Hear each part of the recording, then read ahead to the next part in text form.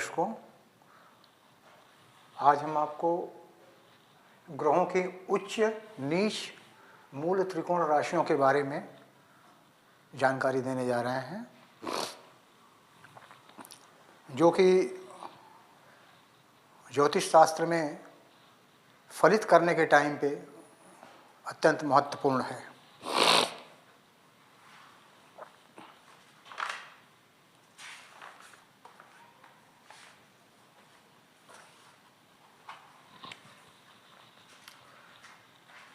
जैसे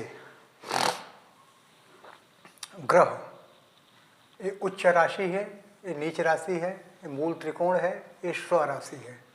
एक टेबल बना हुआ है। इस टेबल में जो है ग्रहों की स्व राशि, सूर्य की उच्च ये जो रेड कलर से इंडिकेशन दिया हुआ है, ये राशियों का है, राशि का है अंक, और ये जो है डिग्री में दिया गया है।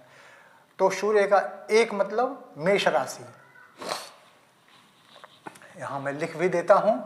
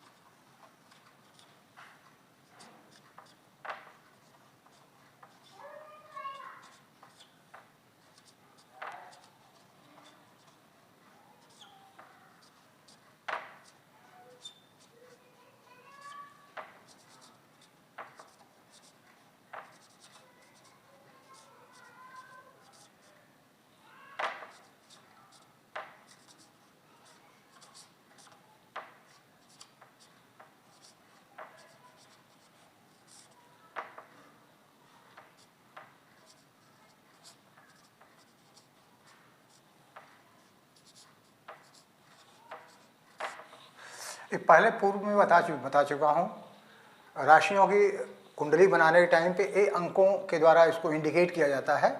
मेष का मतलब 1 से इंडिकेट किया जाता है, 2 को वृक्ष से, और मिथुन के लिए 3, कर्क के लिए 4, सिंह के लिए 5, कन्या के लिए 6, तुला के लिए 7, वृश्चिक के लिए 8, धनु के लिए 9, मकर के लिए 10, कुंभ के लिए 11 और मीन के लिए 12।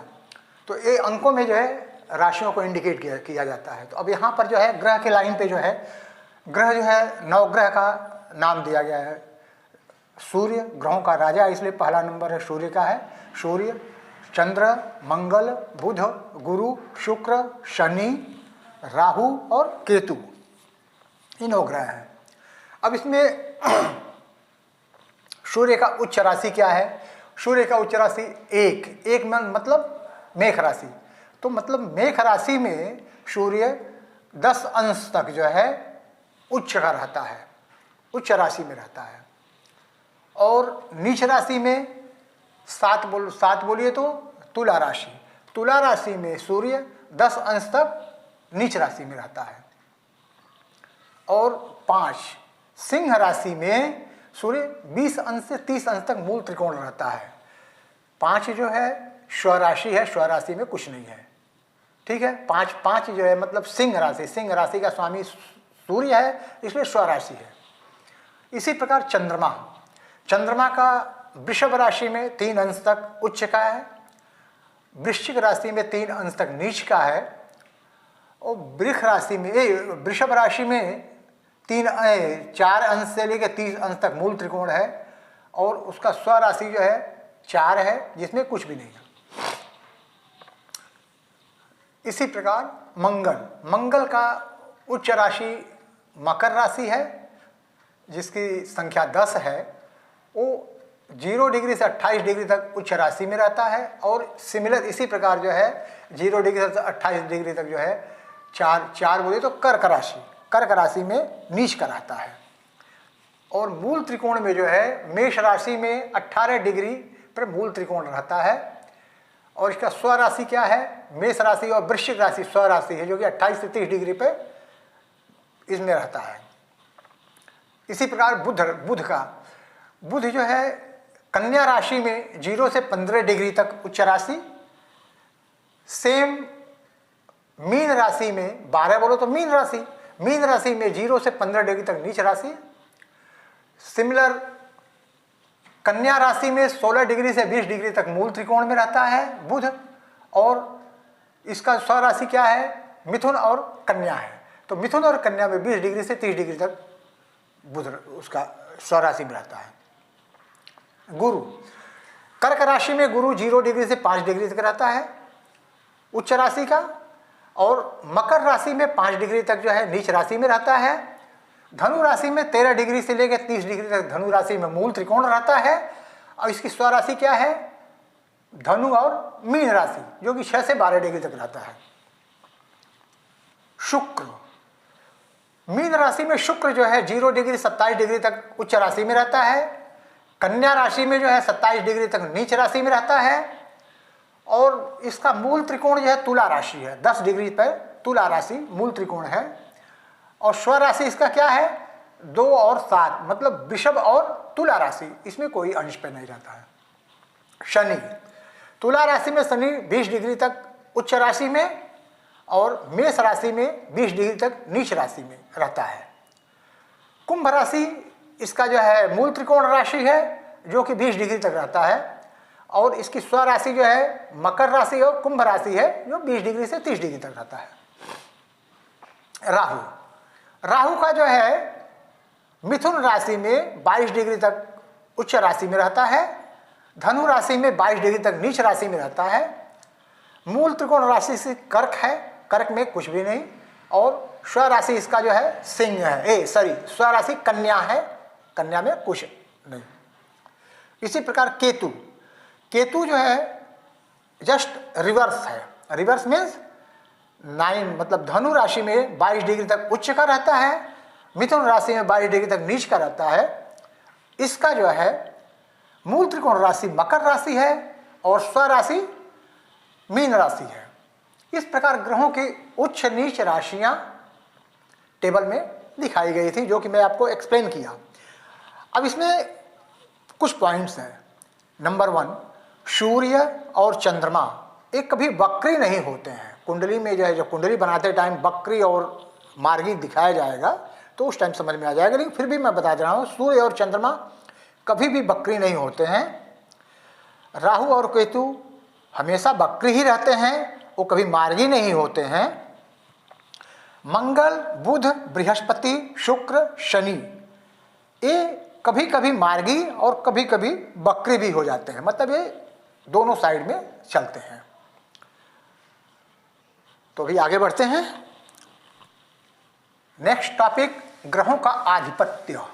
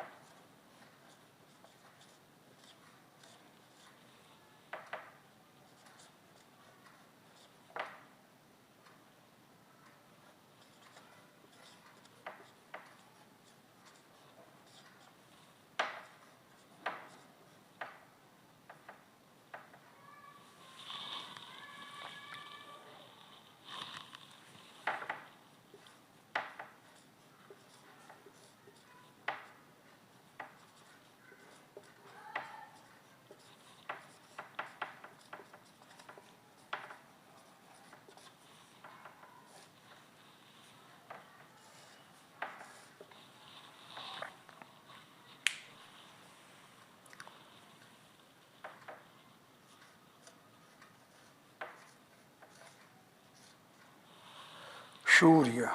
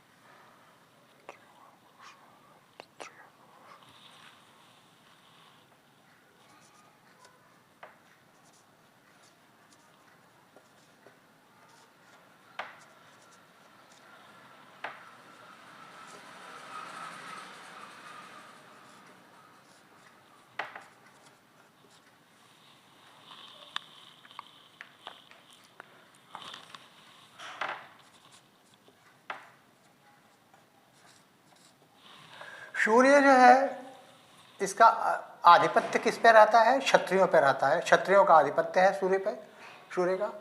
और ये पुरुषों का यानी पुरुष राशि है, इसलिए पुरुषों पे आधिपत्य है, इसका प्रतिनिधित्व तो करता है पुरुषों का। और इसका सहायक अग्नि है। चंद्र का वैश्य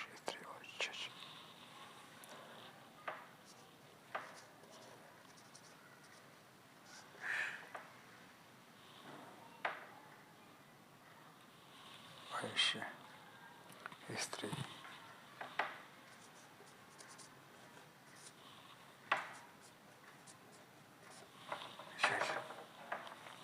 चंद्रमा का जो है आधिपत्य वैश्य पे है, प्रतिनिधित्व तो चंद्रमा जो है स्त्री का करता है।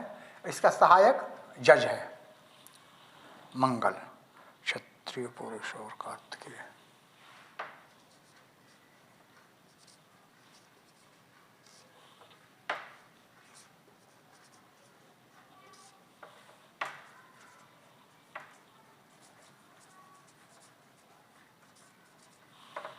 मंगल जो है क्षत्रिय पे आधिपत्य है, पुरुष का प्रतिनिधित्व करता है और इसका सहायक कार्तिकेय जी हैं।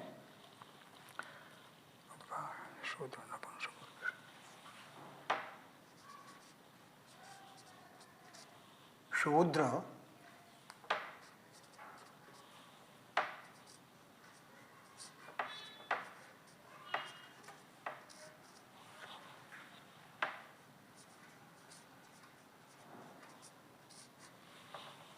बुध का शूद्र पे आधिपत्य है। नपुंसक लोगों का मतलब नपुंसक लोगों का जो है प्रतिनिधित्व करता है और इसके मतलब सहायक विष्णु भगवान जी हैं। बृहस्पति ब्राह्मणों का प्रतिनिधित्व करता है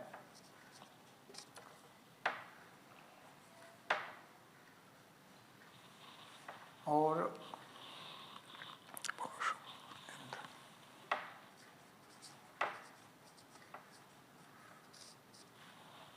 इसके सहायक इंद्र है। बृहस्पति जो है ब्राह्मणों का आधिपत्य है और पुरुषों का प्रतिनिधित्व करता है और इसके सहायक इंद्र जी हैं, बाकी ग्रहों का नहीं। बाकी ग्रहों के कोई आधिपत्य नहीं है और किसी चीज़ का प्रतिनिधित्व तो नहीं करता है और कोई इसके सहायक नहीं है। ग्रहों की अब नेक्स्ट टॉपिक नैसर्गिक मैत्री ग्रह चक्र, तो इसके बारे में आपको बताते हैं।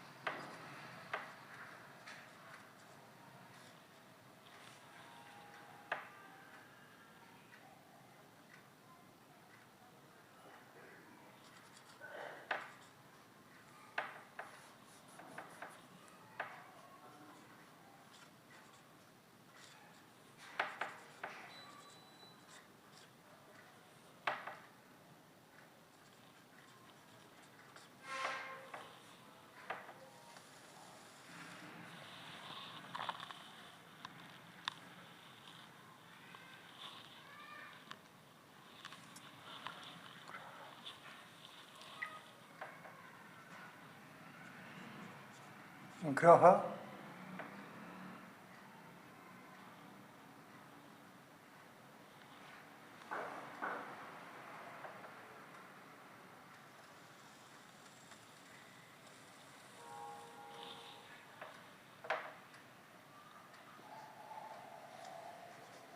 मित्र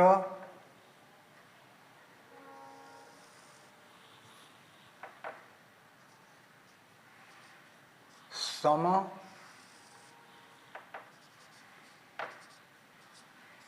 शत्रु।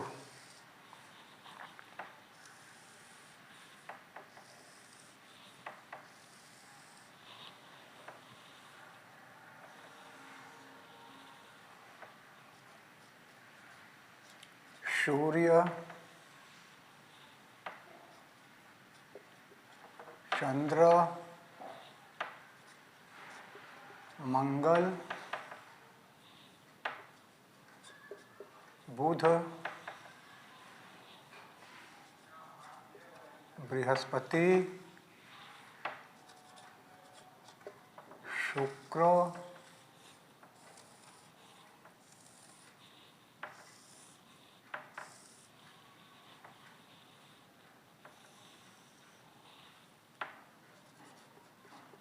शनि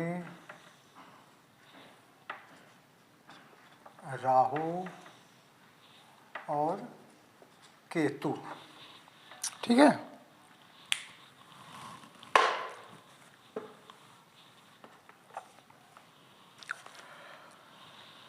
अब इसमें सूर्य के मित्र कौन हैं? मित्र ग्रह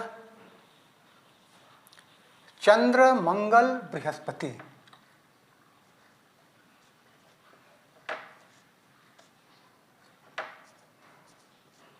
ये मित्र ग्रह हैं।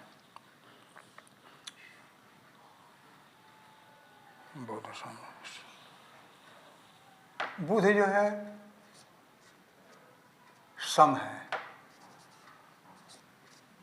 शुक्र शनि राहु केतु ये जो है शत्रु हैं। इसी प्रकार चंद्रमा सूर्य बुध। चंद्रमा का मित्र कौन है? सूर्य और बुध। और बाकी इसमें जो है मंगल बृहस्पति शुक्र शनि ये चार ग्रह जो है सम है। राहु और केतु जो है इसके शत्रु हैं। सूर्य बृहस्पति शुक्र शनि और बुध। सूर्य चंद्र बृहस्पति ये जो है इसके मित्र हैं। और शुक्र और शनि इसके सम है। बुध राहु और केतु इसके शत्रु हैं।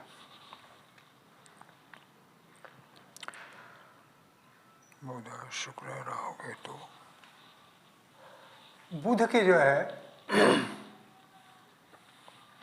सूर्य शुक्र राहु केतु। सूर्य शुक्र राहु केतु ये मित्र हैं। मंगल बृहस्पति शनि मंगल बृहस्पति शनि सम है और चंद्र जो है ये अकेला शत्रु है बुध का।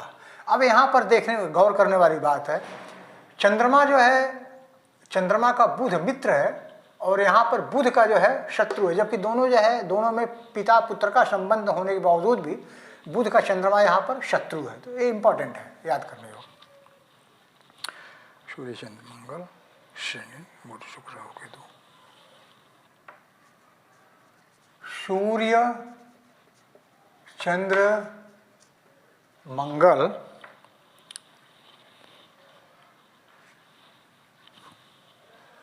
सूर्य चंद्र मंगल जो है ये इसके मित्र हैं, किसके? बृहस्पति के। और शनि जो है सम है। ठीक है। बुध शुक्र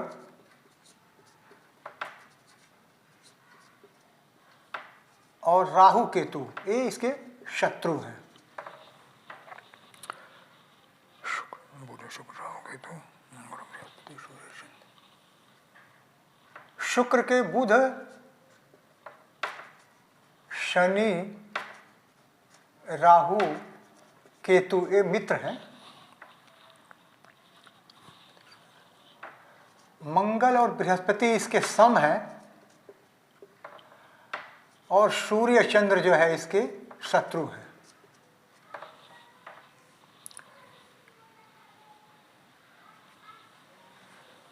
बुध शुक्र राहु केतु ये इसके मित्र हैं। शनि के बृहस्पति जो है इसके सम हैं और सूर्य चंद्र मंगल जो है इसके शत्रु हैं। ठीक है। राहु का देखो यहां पर बुध शुक्र शनि केतु मित्र हैं। बृहस्पति सम है, सूर्य चंद्र मंगल शत्रु है। सिमिलर इसी प्रकार बुध शुक्र शनि राहु केतु के मित्र हैं। बृहस्पति सम है, सूर्य चंद्र मंगल शत्रु है। ये हो गए नैसर्गिक ग्रह मैत्री।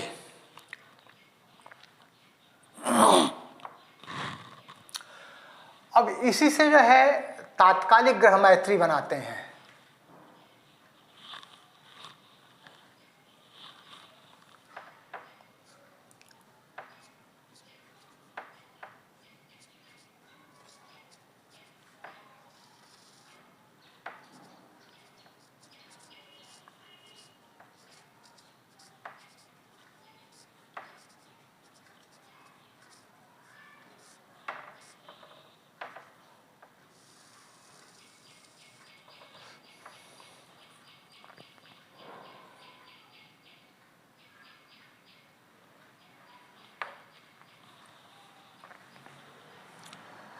इसके लिए दो नियम हैं। नंबर 1,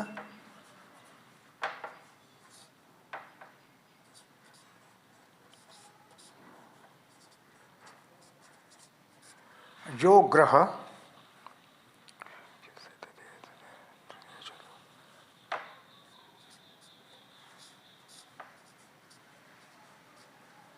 जिससे द्वितीय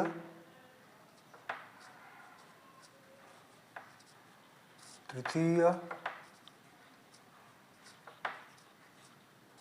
चतुर्थ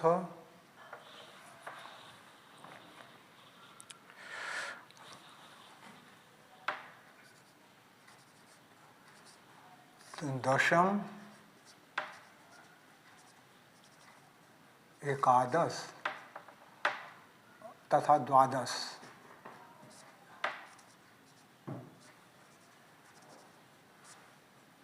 ठीक है में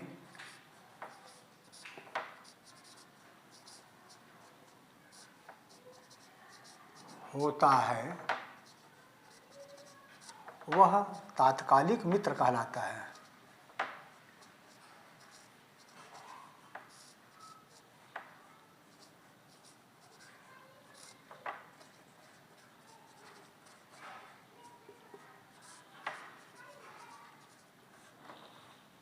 दूसरा, जो ग्रह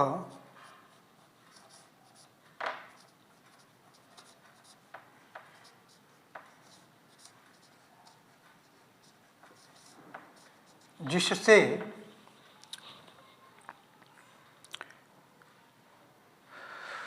5 9 6 8 5 9 5 6 8 5 6 7 8 9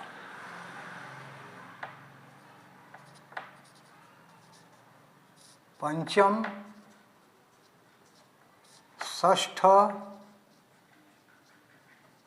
सप्तम, अष्टम और नवम भाव घर में जो ग्रह हो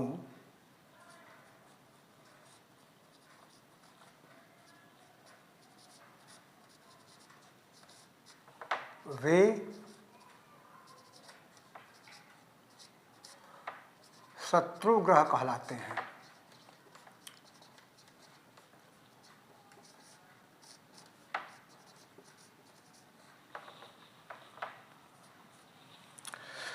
तीसरा,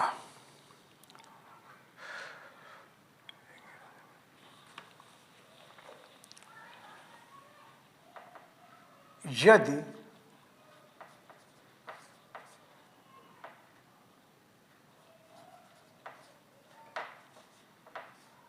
किसी भाव में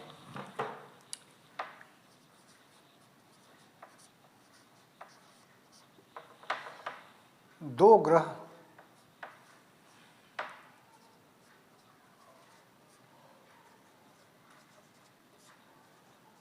एक साथ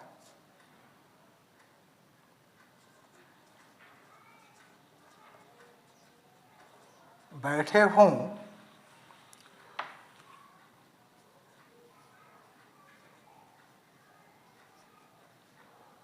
वो परस्पर शत्रु होते हैं।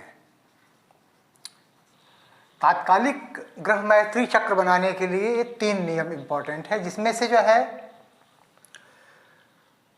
जो ग्रह जिससे द्वितीय, तृतीय, चतुर्थ, दशम, एकादश और द्वादश इन भावों में जो ग्रह होता है वह तात्कालिक मित्र कहलाता है। जो ग्रह जिससे मतलब जिससे पंचम, षष्ठ, सप्तम, अष्टम और नवम घर में हो वह शत्रु कहलाता है। और यदि किसी भाव में दो ग्रह एक साथ बैठे हों तो वे परस्पर शत्रु होते हैं।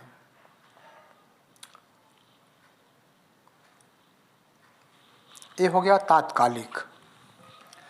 इसका उदाहरण तौर पर मैं बता रहा हूं, अब इसको थोड़ा मिटाना पड़ेगा, इसको मिटा के फिर बाद बताना पड़ेगा, बता देना उदाहरण तौर पे।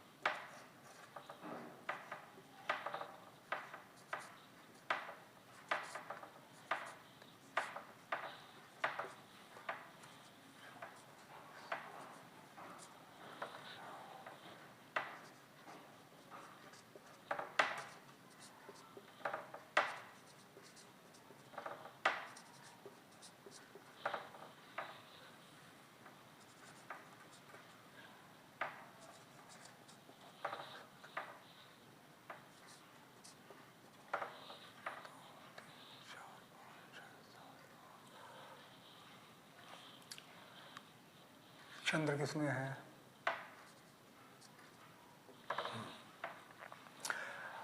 अब जैसे तात्कालिक, अभी इस कुंडली में जो इसके मुताबिक जो है तात्कालिक ग्रह मैत्री करना है, तो तात्कालिक ग्रह मैत्री के लिए अगर सूर्य से स्टार्ट करेंगे तो सूर्य का मतलब ये जो घर में जितने ग्रह होंगे सूर्य का अगर तात्कालिक मैत्री बनाएंगे तो तात्कालिक शत्रु कौन रहेगा? इसका तात्कालिक शत्रु जो है बुध और केतु दोनों रहेगा। इसी प्रकार अगर बुध का बनाएंगे तो सूर्य और केतु शत्रु रहेगा। इसी प्रकार केतु का बनाएंगे तो सूर्य और बुध शत्रु रहेगा। अब यहाँ से जो है मित्र बनाने के लिए, तात्कालिक मित्र देखने के लिए इसमें क्या लिखा है, 2 3 6 10 11 12, मतलब यहाँ से गिनती करेंगे तो 1 2 मतलब शुक्र जो है मित्र है, 3 मंगल मित्र है, 4 कोई ग्रह नहीं है, ठीक है, शुक्र मंगल, 5 6 7 8 9 10 11, 10 बोलो शनि, ये भी मित्र है। तो कहने का मतलब कि शुक्र मंगल और शनि ये मित्र है, और बाकी जो है ग्रह शत्रु में आ जाते हैं। इसमें मित्र और शत्रु दो ही यानी डिवाइडेशन करना रहता है, तो बाकी जो ग्रह रहते हैं वो शत्रु में आ जाते हैं। शत्रु के लिए फिर बाद में वही देखना पड़ता है, पंचम षष्ठ और अष्टम। पहली बात है कि सूर्य का देखेंगे तो बुध और केतु ये तो रहेगा ही रहेगा, शत्रु प्लस पंचम, तो 1 2 3 4 5 चंद्रमा, 6 7 राहु, 8 9 बृहस्पति। तो इसका सूर्य का शत्रु कौन हो जाएगा, बुध केतु चंद्रमा राहु और बृहस्पति, ये सूर्य का केतु हो, ये मतलब शत्रु हो जाएगा। तो इस प्रकार से जो है ये बात बाद में बताएंगे, अभी मतलब इसका ये फंडामेंटल बता रहे हैं, लेकिन फिर भी इसी तरीके से तात्कालिक ग्रह जो है बनाते हैं। और तात्कालिक ग्रह के टाइम पे अगर इसका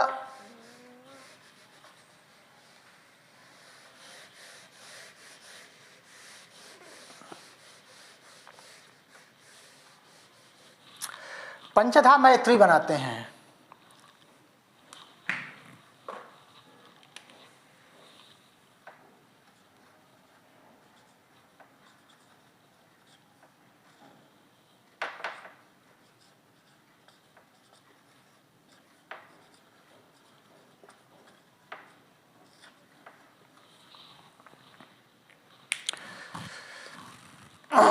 इसका सप्तबर्गज बनाने के टाइम पे इसका उपयोग होता है।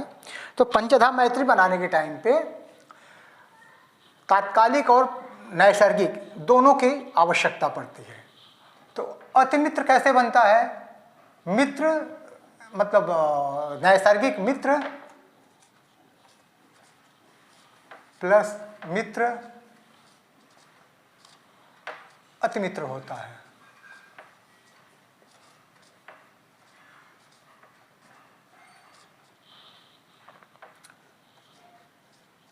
मित्र प्लस सम, मित्र प्लस सम मित्र होता है।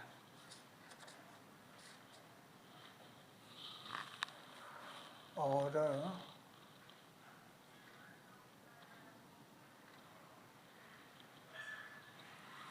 इसी प्रकार शत्रु प्लस शत्रु, शत्रु प्लस शत्रु अतिशत्रु,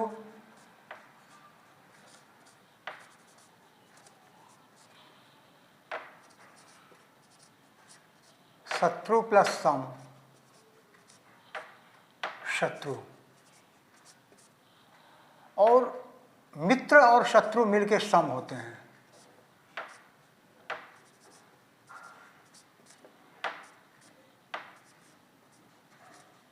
ठीक है, ये पंचधा ऐसे बनाते हैं।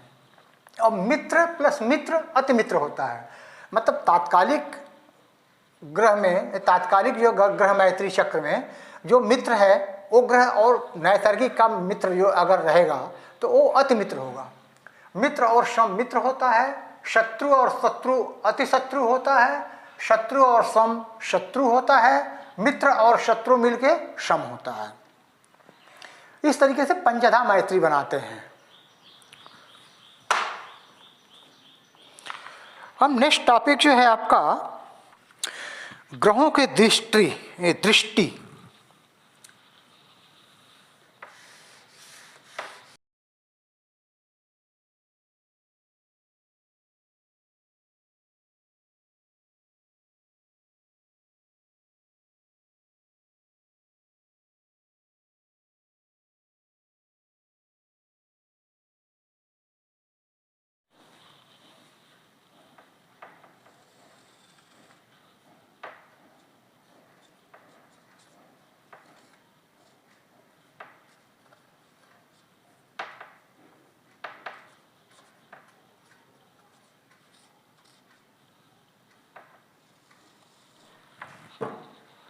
यहाँ पे करेंगे ग्रह, ये पूर्णपाद, त्रिपाद आदेश होता है।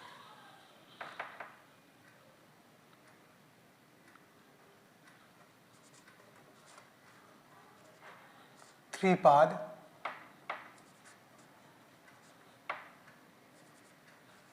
आधी और चौथाई। ग्रह में सूर्य,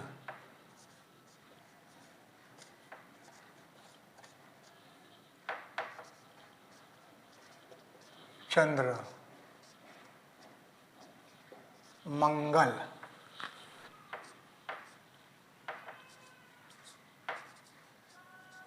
बुध,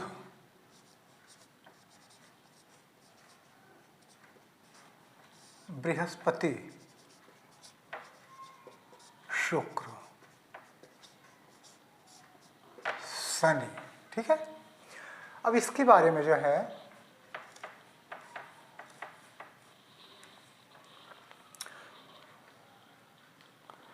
पूर्णपाद, पूर्णपाद सूर्य का 7वीं दृष्टि पूर्ण होती है, चंद्रमा की 7वीं दृष्टि, मंगल का 4, 7 और 8, बुध का 7, बृहस्पति का 5, 7, 9, शुक्र का 7, शनि का 3, 7 और 10। ये सातों ग्रह में जो है मंगल और बृहस्पति और शनि, ये तीनों को स्पेशल ग्रह दृष्टि का पावर दिया गया है। जैसे मंगल जो है चतुर्थ भाव पे भी देखता है पूर्ण दृष्टि, सप्तम पे तो पड़ती ही है पूर्ण दृष्टि, अष्टम को भी देखता है। इसी प्रकार बृहस्पति जो है पंचम और नवम को भी पूर्ण दृष्टि से देखता है सप्तम के अलावा। इसी प्रकार शनि जो है सप्तम के अलावा तृतीय और दशम को जो है भी पूर्ण दृष्टि से देखता है। बाकी ग्रह केवल यह 7वीं दृष्टि जो है पूर्ण दृष्टि उनकी होती है।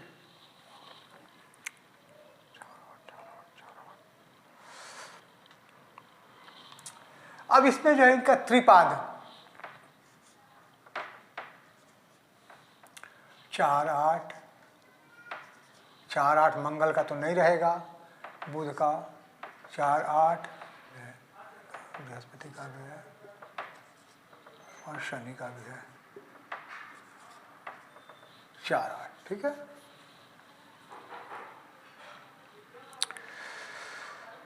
और आधा जो है बृहस्पति नहीं है, बाकी सब है। आधे में सूर्य 5, 9, 5, 9 चंद्रमा, मंगल रहता है, मंगल भी रहता है 5, 9, 5, 9, बृहस्पति नहीं रहता है, शुक्र रहता है 5, 9, 5, 9। ये 5, 9 मतलब जैसे 4, 8 दिया है तो सूर्य का चतुर्थ दृष्टि और 8वीं दृष्टि ये त्रिपाद होती है, और 5वीं दृष्टि और 9वीं दृष्टि अर्धपाद होती है, और 3, 10 शुक्र तक रहता, शनि रहेगा 3, 10, 3, 10, 3, 10, 3, 10, 3, 10, 3, 10 शनि का नहीं रहता है। और 3 तृतीय भाव पर दृष्टि और दशम दृष्टि ये जो है ये चौथाई होती है, मतलब 1/4। इसी प्रकार चंद्रमा का सप्तम पूर्ण दृष्टि 4 और 8 त्रिपाद, मतलब 3/4 दृष्टि, यानी 3/4 बोल सकते हैं उसको, 3/4, 1/2, 1/4। और पंचम और नवम दृष्टि जो है हाफ, तृतीय और दसम दृष्टि 1/4। इसी प्रकार चंद्रमा का जो है सप्तम दृष्टि जो है पूर्ण, चतुर्थ और अष्टम दृष्टि जो है 3/4 यानी त्रिपाद, पंचम और नवम दृष्टि जो है हाफ, तृतीय और दसम दृष्टि 1/4।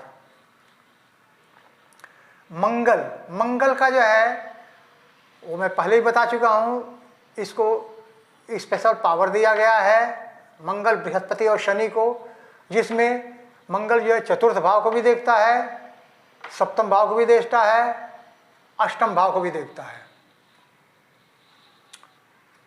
तो इसलिए जो है मंगल में इधर त्रिपाद में कुछ भी नहीं है। और हाँ, ये जो है 4, 7, 8 को पूर्ण दृष्टि से देखता है, तो इसमें त्रिपाद में कुछ 3/4 कोई भी नहीं है।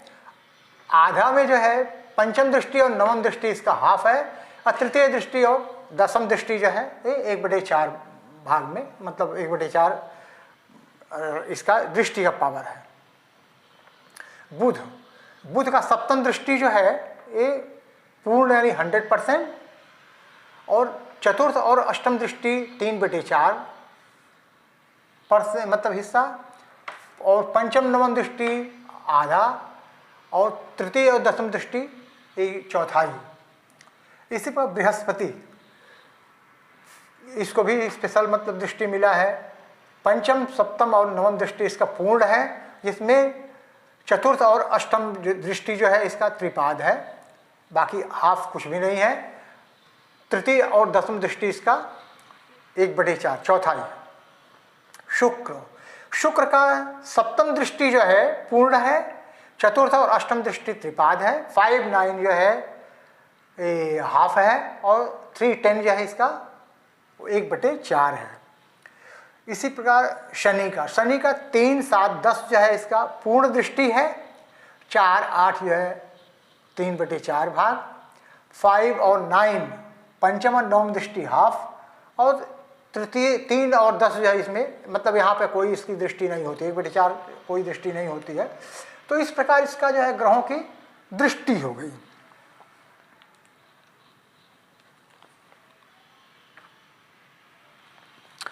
अब यहाँ पर एक चीज और है, बचा राहु और केतु। तो राहु और केतु दोनों के लिए जो है, राहु और केतु ये दोनों छाया ग्रह हैं, इनका कोई स्वामित्व नहीं है, इसलिए इनकी कोई दृष्टि नहीं है। लेकिन ज्योतिष शास्त्र में इनको फिर भी बृहस्पति की दृष्टि दोनों को दिया गया है। तो बृहस्पति की कौन सी दृष्टि है? पंचम, सप्तम और नवम दृष्टि। केतु को भी पंचम, सप्तम और नवम दृष्टि जो है, ये तीनों दृष्टि इसको पूर्ण दृष्टि है।